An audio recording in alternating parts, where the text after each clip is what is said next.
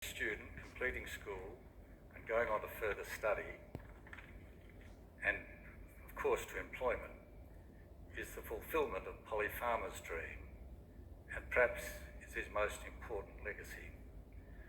There are a lot of those students here today. We're so proud of what our students achieve, and I want to say to them that Polly was proud of them too.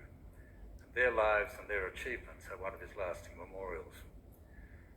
So, thank you, Graham Polly Farmer, for your vision.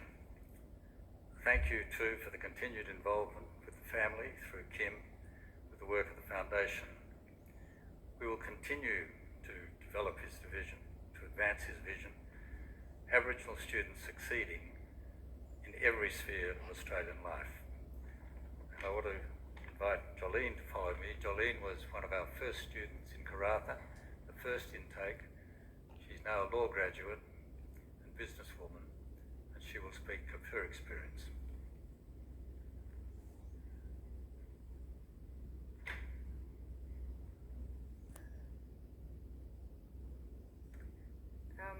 It is an absolute honour to be here today, and I want to acknowledge the Wirral and Wodja.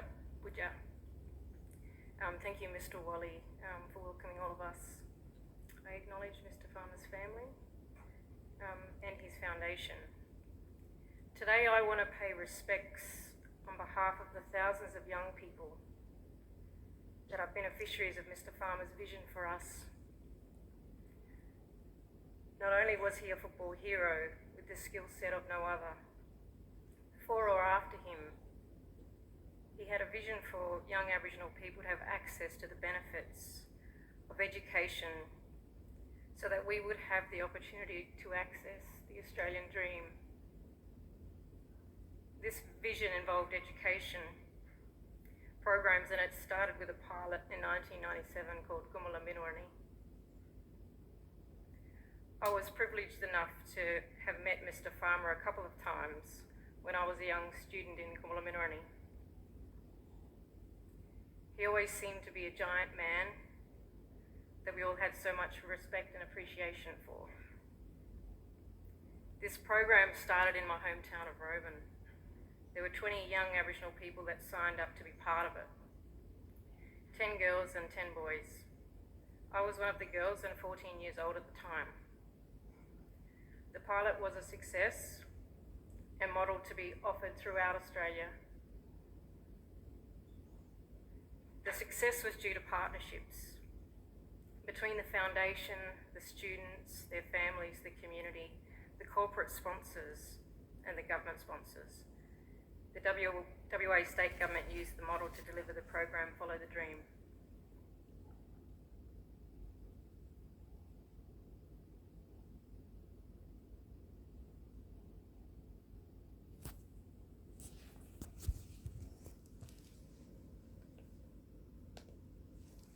Since 1997, Mr. Farmer's vision through his foundation has led to education programs being offered in over 40 locations Australia-wide and reaching thousands of students, their families and their communities.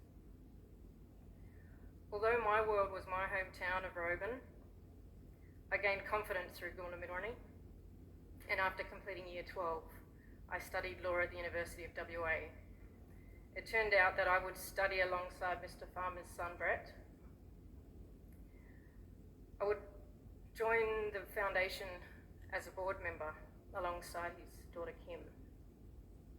I remember feeling so honoured to join an amazing group of people, including the Honourable Mr. John Toohey, who was a president at the time, Mr. Fred Chaney, here on my left, who has been a great supporter and mentor of mine, Mrs. Sue Gordon, who I have great respect and admiration for, and Mr. John Cunningham, who has always supported my journey and even opened his home to me when I was in Year 12 so that I could undertake work experience at a law firm in Perth.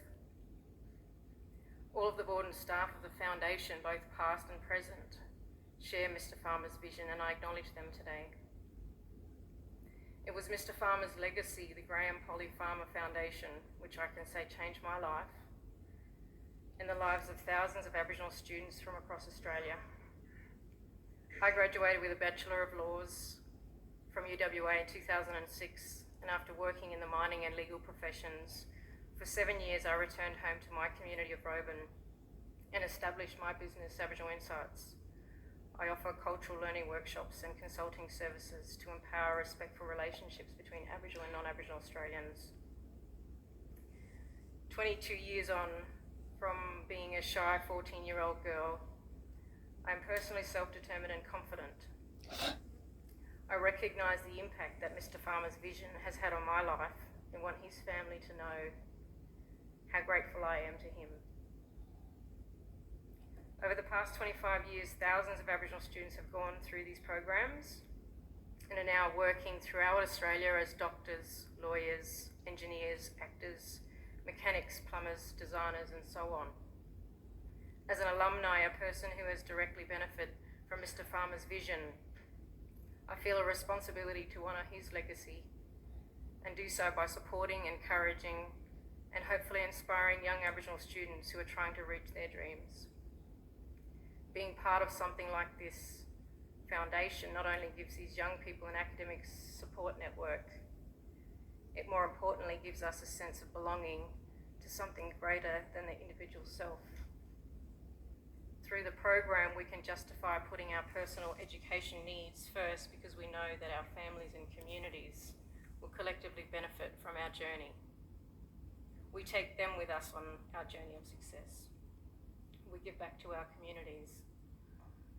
On behalf of the thousands of young people who have been through Mr. Farmer's Foundation's programs over the past 25 years, and the 1900 around Australia currently studying hard to be this country's next lot of leaders, thank you, Mr. Farmer. Thank you more than words can say.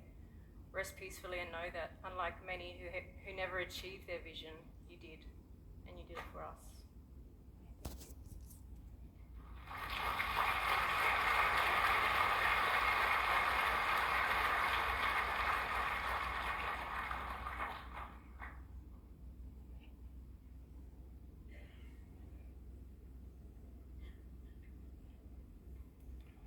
Thank you so much to Fred Chaney and Jolene Hicks.